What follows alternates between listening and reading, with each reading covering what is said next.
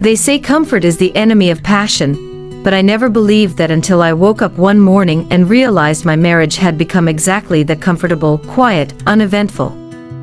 10 years ago, I married the kindest man I had ever met.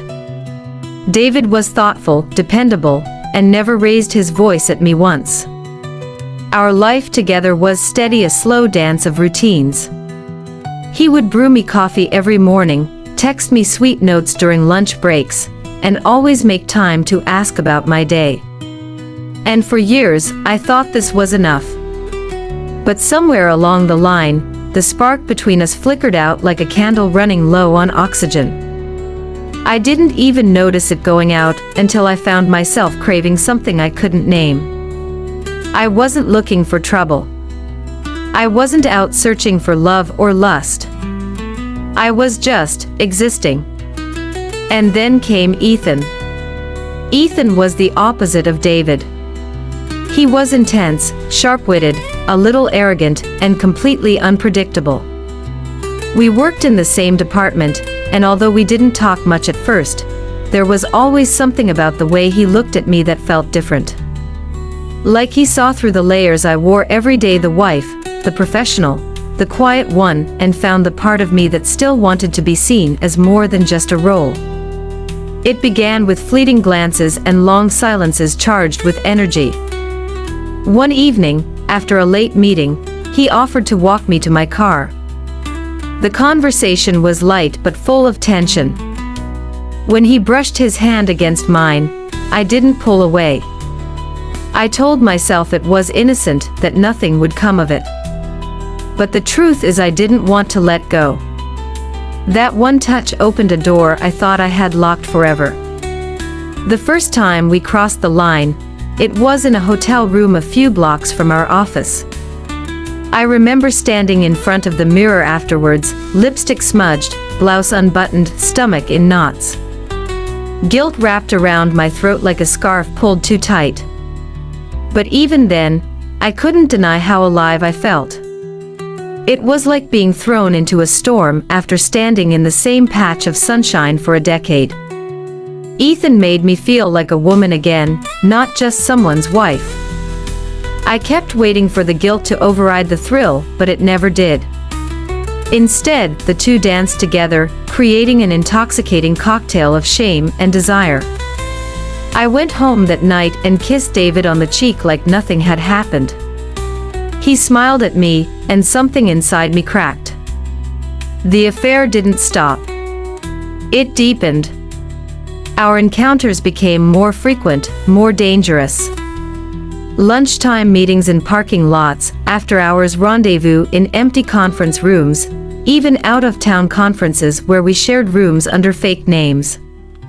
I was spinning plates wife at home, lover at work, and every day the weight of it grew heavier. Still, I justified it. I told myself that I wasn't in love with Ethan, that it was just physical, that my marriage still mattered. But each time I lied, it felt like I was splitting into two different people. One version of me cried in the shower, afraid of being found out. The other checked her phone every 10 minutes, hoping for Ethan's next message. I was addicted not to the man himself, but to what he represented. He was the escape from everything I pretended was enough. Then came the moment I'll never forget, the moment everything crashed. It was a Saturday. David had planned a surprise weekend trip for our anniversary. I had forgotten, of course, too wrapped up in planning my next meetup with Ethan. When David led me to the car, suitcase packed, smiling wide, I felt the panic rise. But I went along, plastering a smile on my face, pretending like I hadn't betrayed him 3 nights ago in a hotel bed. That night, in a cozy cabin by the lake, he took out a letter. He told me he had known for months that he didn't want to confront me until he was sure. That he had read my texts, seen the hotel receipts, watched me lie to his face every day. I couldn't speak, couldn't cry. My voice died in my throat. And then he said the words that cut deepest. I loved you enough to let you go. But you didn't love me enough to be honest. The fallout was brutal. David left me. Quietly, without drama. He moved out, filed for divorce, and never raised his voice once. He didn't curse, didn't throw things, didn't beg me to explain. His silence was the loudest thing I had ever heard. Ethan. He disappeared too. Ghosted me after the first whisper of scandal reached the office. Turns out his thrill was in the secrecy, not in me. And just like that, I was alone. Truly, painfully alone. No husband. No affair. No excuses. The apartment felt like a mausoleum filled with ghosts of choices I couldn't take back. I stared at my reflection, the same way I had that first night, and realized I didn't even recognize the woman looking back. I tried therapy. I tried journaling. I tried apologizing in every way I knew how. But some things can't be undone, only understood. What I learned in the ruins of my marriage was this: cheating isn't always about sex. Sometimes it's about being hungry for something you didn't even know you were starving for. Attention. Validation. Excitement. And yes, those aren't reasons. They're just triggers. The reason was me. My emptiness. My refusal to speak up when things felt broken. My fear of being vulnerable with the one person who actually loved me unconditionally. I had everything I needed, but I wanted more. And in chasing more, I lost it all. Now I wake up to silence. No morning coffee waiting. No sweet messages.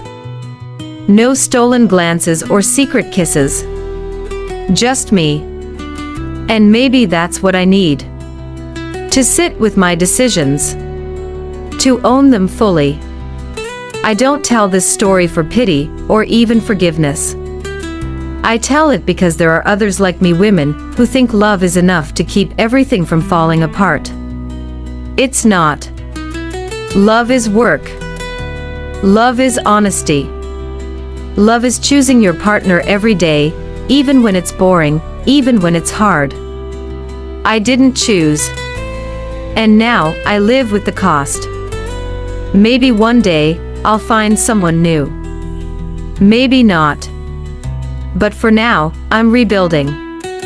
Not a marriage, not a romance, but myself. And that might be the hardest thing I've ever done.